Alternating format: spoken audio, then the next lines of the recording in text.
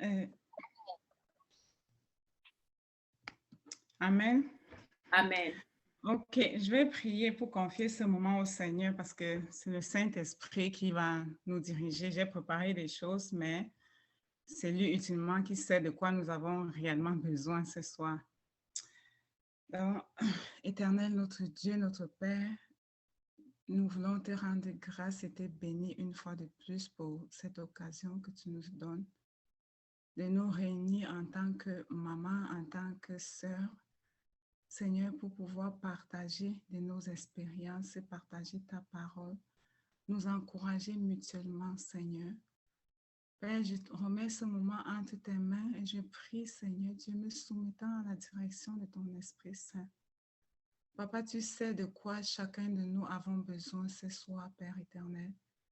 Seigneur, je prie que tu m'utilises pour exhorter, pour encourager, Seigneur, pour parler à chacune de nous. Seigneur, afin que ce soir, ton nom soit glorifié et que nous puissions, Seigneur Dieu, grandir d'une façon ou une autre dans notre marche avec toi. Au nom de Jésus-Christ. Amen. Amen. Gloire à Dieu. Donc, maman Karine m'a exhorté, encouragé et peut-être à partager un peu de mon témoignage, de partager de ma vie. Peut-être que ça peut aider quelqu'une d'entre nous. Donc, une partie des gens qui sont ici me connaissent déjà, mais pour pouvoir parler, peut-être me connaissent et puis connaissent ma situation. J'ai déjà fait mon témoignage, peut-être brièvement par le passé, mais j'ai pensé que peut-être partager une partie de mon témoignage, les choses que j'ai apprises, certaines choses, ça pourrait aider une de nous. Donc, c'est dans ce sens que mon partage sera là. Il sera probablement pas complète, mais à la fin, peut-être que je vais demander si quelqu'un a des questions. Ça va nous pousser peut-être à une autre fois de pouvoir parler d'autres choses. Donc, on s'est présenté, mais euh, peut-être pour partager ce que j'aimerais partager ce soir, je vais quand même faire un peu de mon parcours. Donc, ce soir, c'est plus comme un témoignage une partie, je vais dire, témoignage de ma vie personnelle et puis de ce que j'ai appris au long du parcours. Et peut-être je n'aurai pas nécessairement le temps de parler de ce que j'ai appris, tant des succès que des échecs. Et puis, qu'est-ce qu'on pourra apprendre? Ce soir, peut-être je n'aurai pas le temps de parler nécessairement des échecs, mais on pourra parler de ça une autre fois. Donc, juste avant que je continue, Maman Léla, est-ce que tu comprends l'anglais ou bien tu préfères que je continue en anglais? OK. OK, je demande parce que j'ai pris des notes et mes notes étaient en anglais, donc ce n'est pas un problème. Je vais continuer en français. Je comprends un peu. Je comprends un peu. OK. OK. Ben, je vais aller en français, il n'y a pas de problème à moi, parce que si je dis qu'on traduise, peut-être ça va prendre plus de temps, mais je vais traduire au fur et à mesure. Donc, en fait, j'ai donné ma vie au Seigneur Jésus quand j'avais 15 ans. Et puis, c'est ça, je me suis mariée à l'âge de 22 ans. Et puis, bon, depuis que j'ai donné ma vie au Seigneur, en fait, peut-être me marier à un non-croyant, c'était même pas quelque chose que je pouvais considérer. Moi, je savais que le choix de mon conjoint, ma vie c'était vraiment consacré au Seigneur et que, en fait, le choix de mon conjoint, ça devait être quelqu'un qui aime le Seigneur, qui a une passion pour Christ. Et puis, donc, ce qui s'est passé à l'âge de 22 ans, je me suis mariée et puis mon mari et moi, nous deux, on était tous des chrétiens, peut-être engagés. Et puis, on a eu une vie maritale relativement calme pas trop de tourbillons de haut et de bas.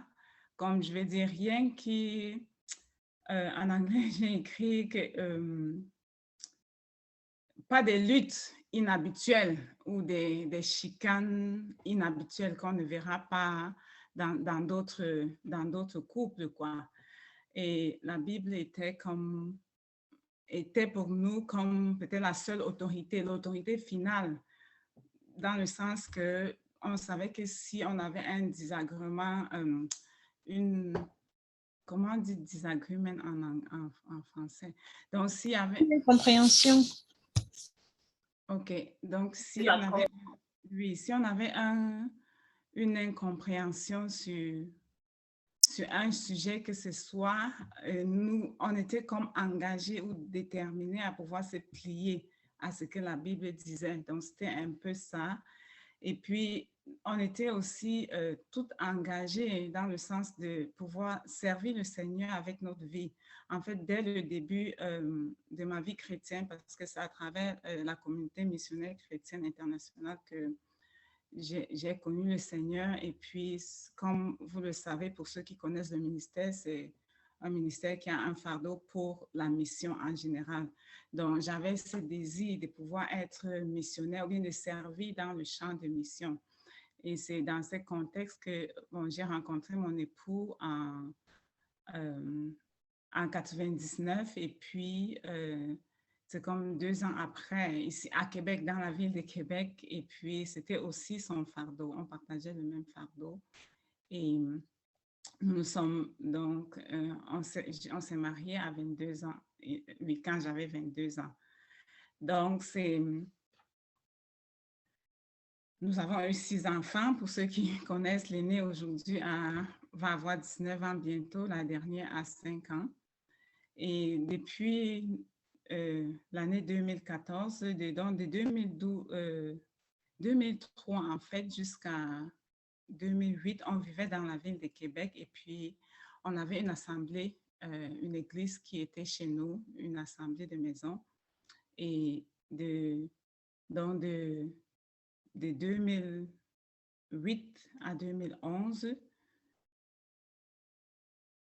nous avons déménagé à Ottawa en 2008 et puis 2008 jusqu'à 2011 aussi, quand on est arrivé à Ottawa, on a commencé l'église, on a continué avec l'église. Donc, juste pour vous dire que, en fait, si vous voyez le nom de nos enfants, en fait, tous nos enfants ont été porter des noms chrétiens bibliques ou des noms des personnages chrétiens qui nous ont marqués, parce que chacun de nos enfants, notre but pour eux, c'était de pouvoir les voir vraiment grandir dans le Seigneur, marcher dans le Seigneur et puis servir Dieu. Et puis, c'est même dans cette optique qu'en 2012, en fait, on a décidé ensemble en tant que couple que moi, à l'époque, je travaillais pour le gouvernement fédéral. Au Québec, je travaillais pour le gouvernement du Québec. Et puis, quand on a déménagé, j'ai travaillé pour le gouvernement fédéral. Et puis, on a décidé donc que j'ai abandonné ma carrière en tant que couple pour pouvoir vraiment me concentrer sur les enfants. On les a quand même carrément sortis de l'école parce qu'on était conscient de l'environnement toxique qu'il y avait et on voulait vraiment les élever dans le Seigneur. Donc, je les ai enseignés à la maison. On suivait un curriculum qui était à la base chrétien, mais qui était aussi très, sur le plan académique, il était assez avancé. Donc, c'était un curriculum qui a été fait par une école aux États-Unis. Donc, côté académique, les enfants ne manquaient vraiment rien. Au contraire, quand ils ont repris à l'école, et ils étaient assez avancés par rapport à leur niveau. Donc, c'était dans cette optique, juste vraiment parce qu'on voulait les couper de l'influence du monde le maximum et puis leur donner la chance de pouvoir grandir ancrés dans les valeurs chrétiennes. Donc, malheureusement, en cours de chemin, donc, j'ai dit à partir de 2011, on a quitté, arrêté de 2011 jusqu'à 2012 jusqu'à 2014, j'ai fait le homeschool.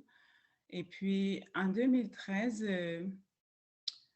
malheureusement, quelque part en 2013, mon époux a commencé à questionner la parole de Dieu. Il a questionné la Bible et puis il a commencé à embrasser des doctrines qui éventuellement l'ont amené à pouvoir rejeter l'existence de Dieu. Oui, donc à partir de ce moment, c'est un peu comme tout ce qu'on avait essayé de bâtir ou de construire a commencé à s'écrouler. Et donc, il est passé vraiment de quelqu'un très, très, très engagé d'une extrême à une autre où ben, ça n'a pas commencé du jour au lendemain, mais ça a commencé à se questionner sur la déité des Christ, se questionner sur des doctrines, essayer de pouvoir philosopher avec la Bible et tout.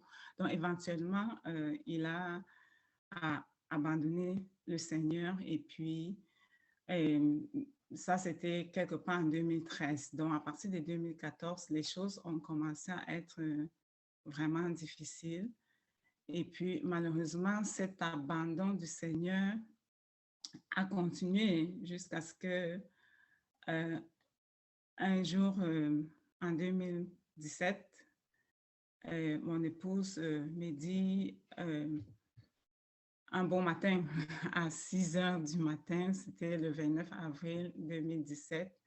Il n'y avait pas eu de discute au préalable, ni de chicane, ni rien. Juste que, OK, je vais te parler. Et puis, il était 6 heures du matin. Il m'a dit, allons dehors. Nous sommes allés dans un parc et puis il m'a tendu une lettre de divorce. Et puis, me demandant le divorce et il a lu la lettre. Il m'a lu la lettre et puis essentiellement, en gros, le résumé de la lettre, c'était que parce qu'on ne croit plus, parce que je ne crois plus en Dieu, parce que lui ne croit plus en Dieu, donc on ne voit plus la vie de la même, dans la même direction. Et pour ça, il demandait le divorce. Donc, juste pour mentionner, reculer en arrière, quelques temps, de 2014 jusqu'à oui, à partir de 2014, quand mon époux a arrêté d'aller à l'église, donc je n'avais plus le droit d'amener les enfants à l'église et tout. Donc, c'est ça. C'était quoi ma réaction sur le champ? Évidemment, j'ai pleuré et puis je lui ai dit, je pense que tu te trompes, tu fais une erreur, je serai là, je ne vais pas refaire ma vie si au courant du chemin, tu te rends compte que tu t'es trompé, reviens et je serai là. Donc, c'était ça mes paroles. Donc, ça, c'était l'introduction, un peu une biographie, mais ce que je vais vous dire par rapport à ça, c'était, OK, plusieurs personnes peuvent se poser la question, qu'est-ce qui a fait qu'aujourd'hui, je puisse demeurer dans la foi dans ces moments différents? Pourquoi est-ce que mon mari et moi, on n'a pas cheminé dans le même chemin et que tous les deux, nous n'avons pas rejeté Christ? Donc, c'est sur en fait, c'est cette partie de mon message ce soir. Comment est-ce que, c'est quoi en anglais, c'est quoi les coping mechanisms? C'est quoi, qu'est-ce que j'ai développé ou bien qu'est-ce qui m'a permis de pouvoir demeurer ferme au Seigneur jusqu'ici?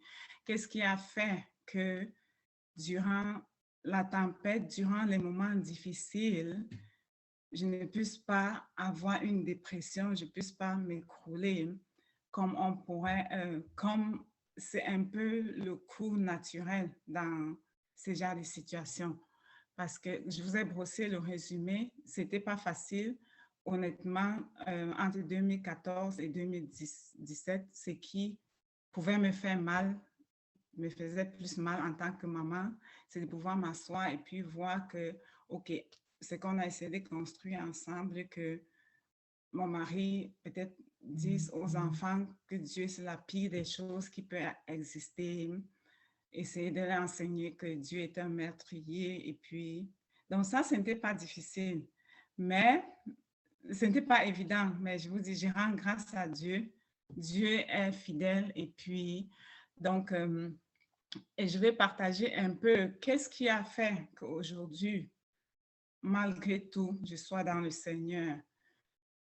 Avant que je commence à partager certains éléments qui m'ont aidé, je vais rappeler que c'est vraiment pas par ma force, c'est la grâce de Dieu. Donc, après tout ce que je vais dire ici, sachez que c'est par sa grâce et uniquement par sa grâce. C'est sa grâce qui nous sauve et puis c'est sa grâce qui nous permet de continuer d'être fidèles. C'est sa grâce qui nous permet de nous asseoir. Donc, qu'est-ce que ça commence par quoi? La première chose, c'est ce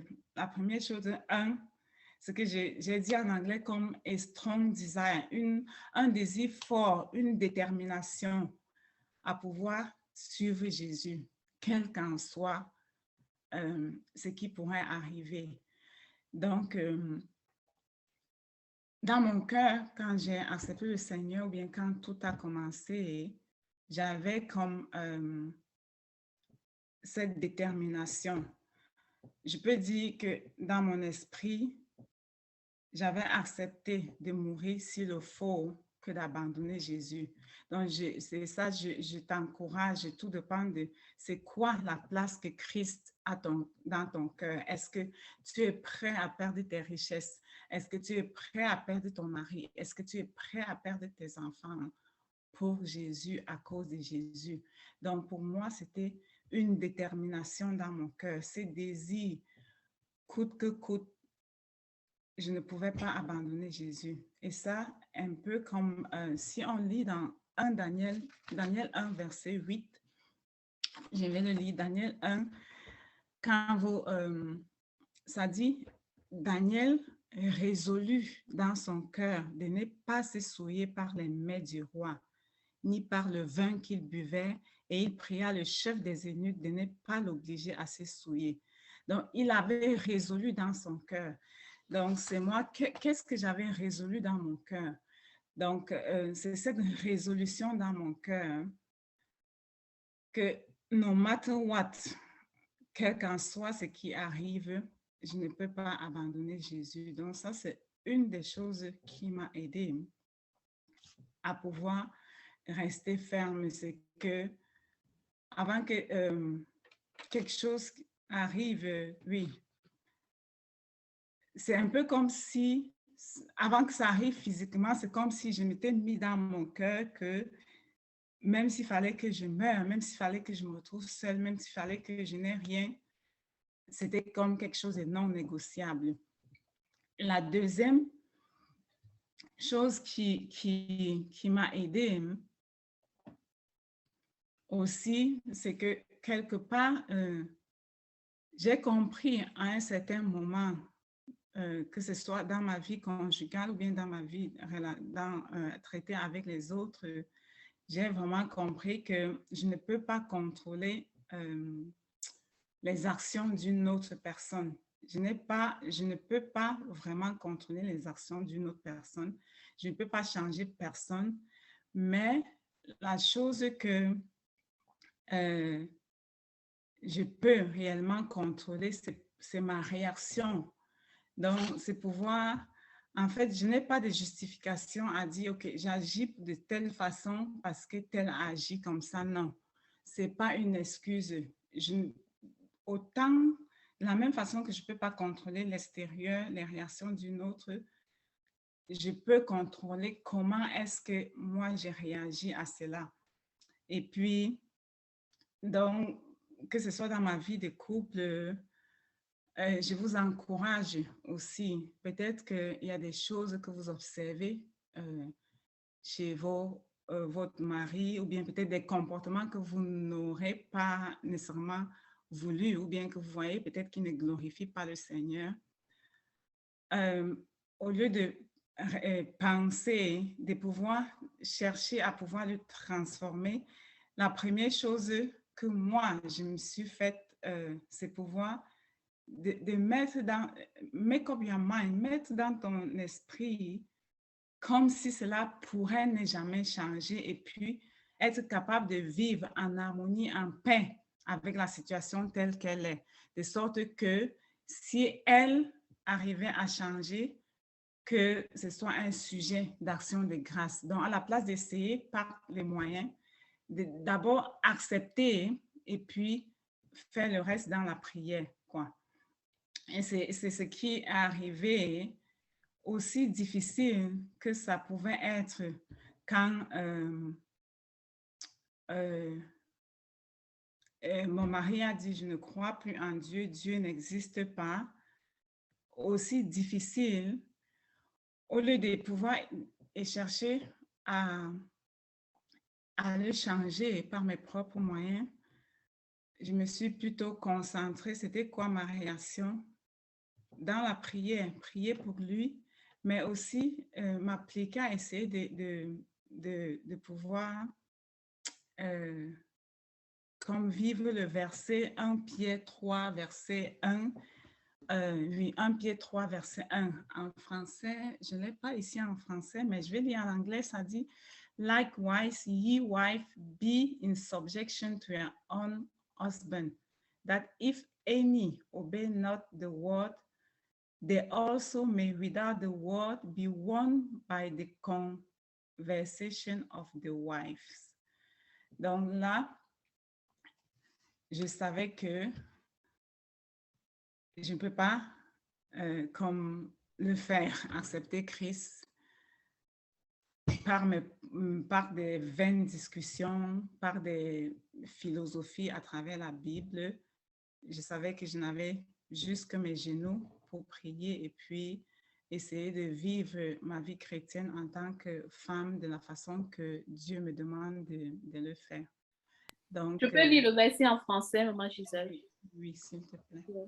Vous de même, femmes, soumettez-vous à votre mari.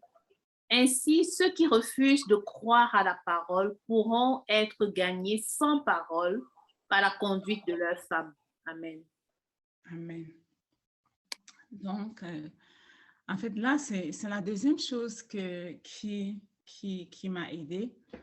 Maintenant, une des autres choses qui m'a aidée, c'est vraiment, j'ai choisi, j'ai décidé de choisir qu'est-ce que je vais écouter. J'ai décidé de choisir qu'est-ce que je vais lire. La parole de Romains 10, verset 17 qui dit « La foi vient de ce qu'on entend vient de la parole de Dieu. » C'est une parole, enfin, tellement vraie. Tu ne seras jamais la même après avoir écouté quelque chose, après avoir vu quelque chose. Donc, ce que tu écoutes, ce que tu choisis de voir, ça ne te laisse pas la même. Ça va affecter ta façon de penser, ça va affecter ta façon d'agir. Ta façon d'agir va pouvoir affecter ton caractère pourra affecter ta destinée. Donc, juste pour dire que durant le chemin, comme vous voyez, mon mari n'est pas parti comme du jour au lendemain dire que je ne crois pas en Dieu. Ça a commencé par des livres et des doctrines qui vont questionner la déité de Christ, essayer de pouvoir comprendre par sa propre intelligence. Pour moi, personnellement, les livres des manuels des athées avec des buts de pouvoir démontrer que Dieu n'existe pas. When you know, quand tu sais que c'est mauvais, ne va pas là-dedans pour essayer de dire que tu vas comprendre pour pouvoir peut-être sauver, peu importe le but, parce que tu risques de te retrouver là-dedans. Donc, pour moi, je me suis fermée, j'ai carrément, il y avait plusieurs livres. OK, Dieu est un meurtrier, The Manual to Create Atheists, God is a drunkard with blood, toutes ces littératures écrites par des athées qui n'avaient pas un questionnement sincère dans le but de pouvoir connaître Dieu, mais dans le but de pouvoir démontrer que Dieu n'existe pas. Donc, connaissant cela, pourquoi est-ce que je vais aller essayer de comprendre ce qu'ils veulent dire quand je sais déjà en partant que le motif n'est pas bon? Donc, c'est quelque chose qui j'ai appris vraiment à choisir. Qu'est-ce que j'écoute?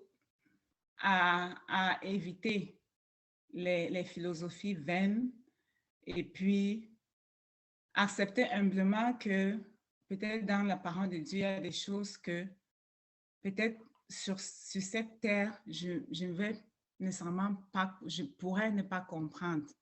Et puis, je fais confiance à Dieu. Je sais que ce qu'il dit est vrai. Et puis, ce que je comprends, j'agis avec la lumière, le peu de lumière que je comprends. Donc, c'est quelque chose qui m'a aidé. Et il y a un passage, je ne retrouve pas la référence, mais j'ai écrit, c'est qu'elle ça dit, beware lest any man spoil you through philosophy and vain deceit, after the tradition of men, after the rudiments of the world, and not after Christ. Donc, c'est ça. Au lieu de s'engager dans des discussions et dans des discussions, certaines discussions qui ne t'avancent pas dans ta croyance avec Dieu, c'est les choses que j'ai refusées. Mais le verset, comme je peux dire, directeur, c'est la foi vient de ce qu'on entend vient de la parole de Dieu. Si tu as un enfant et chaque jour tu le répètes, tu es con, tu es con, tu es con, tu es con. L'enfant va emmagasiner ça et puis il va croire qu'il est con, il va agir comme un con et il va devenir con. Et c'est ça. Donc, l'autre chose, une autre chose qui m'a aidée, c'est Proverbe 5, 3, versets 5 à 6, ça dit « Confie-toi en l'Éternel de tout ton cœur et ne t'appuie pas sur ta prudence. » Bon, mon verset dit prudence, mais je sais que d'autres versets disent sur ton intelligence.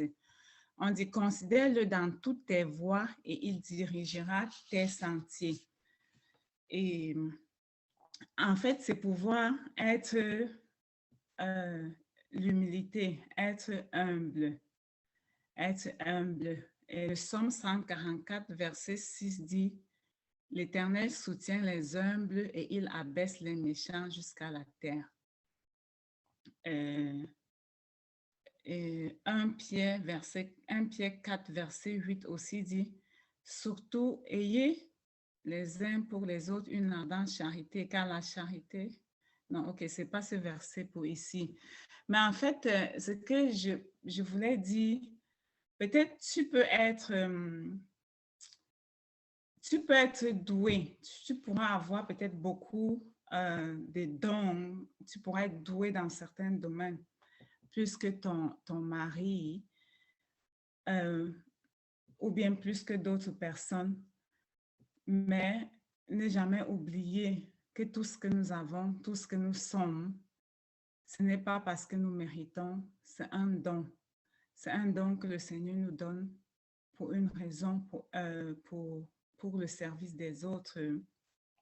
Et puis, cela ne nous donne pas comme le droit peut-être de manquer de respect à notre mari ou bien d'essayer de dominer sur lui. Donc, j'ai essayé de me rappeler que tout ce qui pourrait être de bien en moi, que ça vient du Seigneur. Par exemple, dans les moments où c'était évident, peut-être que mon mari a perdu les pédales, entre guillemets, je savais que la parole de Dieu me disait qu'il était la tête. He was still the head. Et je devais soumission tant et aussi longtemps qu'il ne me demandait pas de faire clairement quelque chose qui est contre la parole de Dieu.